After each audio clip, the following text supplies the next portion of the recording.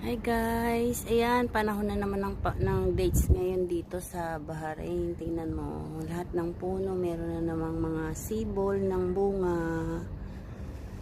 Ayan, marami ang puno ng amo ko eh. Ayan, palibot yan, ayan, puro dates. Yung iba wala pang bunga kasi nag-uumpisa pa lang siya eh. Pero ito talagang puno na to, lagi yan taon-taon. Tapos yung mga puno na yan, yung tatlo na yan, para sa tatlo niyang anak na lalaki. Ito yata kay Khaled, parang yung isa kay Badir, at yung isa sa bunso kay Piras. Ito yung bago na yan, nasa gitna. Yun ang pagkakaalam ko. Yan, di ba ang ganda guys? Ang daming bunga. Matatamis din yan.